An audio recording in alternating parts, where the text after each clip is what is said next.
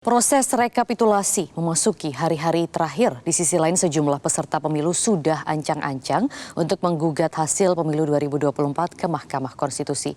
Namun di Mahkamah Konstitusi sendiri ada tantangan yang serius, mulai dari formasi hakim hingga batas waktu yang terganjal libur dan cuti bersama dalam menuntaskan segala perselisihan sengketa perkara hasil pemilihan umum kali ini.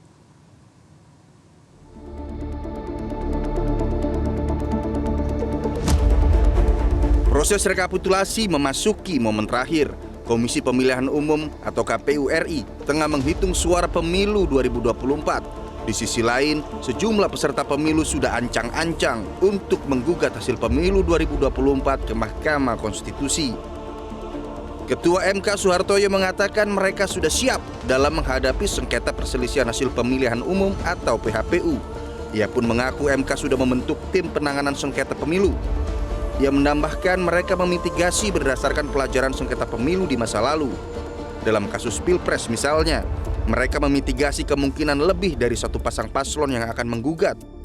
Sementara itu di level pemilu legislatif diprediksikan sekitar 500 lebih perkara akan berlangsung di sengketa Pileg 2024. Di tengah prediksi banyaknya perkara yang bakal berlangsung, Mahkamah Konstitusi dihadapkan dengan persoalan formasi hakim konstitusi, di mana putusan Majelis Kehormatan Mahkamah Konstitusi atau MKMK melarang mantan Ketua MK Anwar Usman untuk memeriksa PHPU Pilpres 2024 buntut putusan batas usia minimal Capres dan Cawapres yang menjadi lampu hijau bagi Gibran Rakabuming Raka putra sulung Presiden Joko Widodo menjadi Cawapres. Menanggapi hal itu, Ketua Mahkamah Konstitusi Soehartoyo mengatakan bahwa MK tengah mengembangkan strategi untuk menangani dan mengadili perkara perselisihan hasil pemilihan umum tanpa melibatkan Hakim Konstitusi Anwar Usman agar tidak mengganggu jalannya proses keputusan. Ia juga menegaskan meski Anwar Usman telah dilarang untuk memeriksa PHPU Pilpres 2024, namun untuk PHPU Pileg masih terdapat kemungkinan.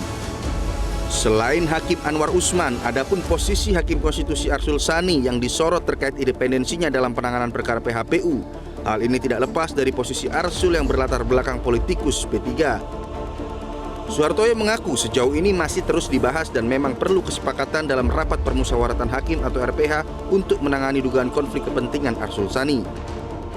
Sebelumnya saat Arsul Sani masih belum aktif menjadi Hakim MK, ia menegaskan bahwa ia tidak akan dan tidak boleh ikut sengketa PHPU yang menyangkut partai berlambang Ka'bah itu.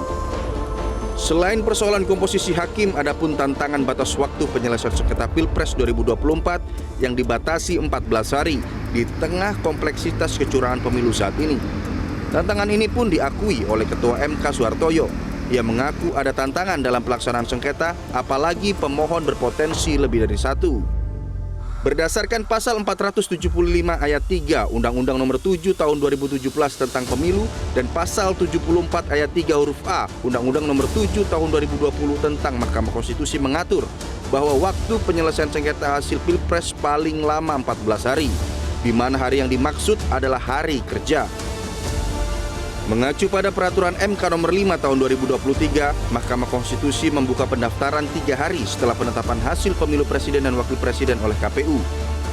Permohonan yang masuk dijadwalkan untuk dicatat dalam EBRPK atau Buku Registrasi Perkara Konstitusi pada 25 Maret mendatang, menyesuaikan dengan penetapan hasil pemilu oleh KPU. Batas waktu penyelesaian perkara PHPU selama 14 hari kerja dihitung sejak permohonan sengketa diregistrasi atau dicatat dalam EBRPK. Di sisi lain, jika melihat dari surat keputusan bersama Menteri Agama, Menteri Ketenagakerjaan, serta Menteri Pendayagunaan Aparatur Negara dan Reformasi Birokrasi tentang Hari Libur Nasional dan Cuti Bersama tahun 2024, tanggal 8, 9, 12, dan 15 April 2024 diputuskan sebagai hari cuti bersama. Artinya, apabila pengucapan putusan tetap dilakukan pada 16 April seperti yang sudah dijadwalkan oleh MK, lembaga tersebut hanya menggunakan waktu 10 hari kerja dari 14 waktu hari kerja yang diberikan oleh undang-undang. Hal ini pun menimbulkan kekhawatiran baru terkait tidak cukupnya waktu, sehingga tidak semua dalil atau bukti bisa dipertimbangkan, sehingga nantinya bisa menjadi persoalan baru lagi.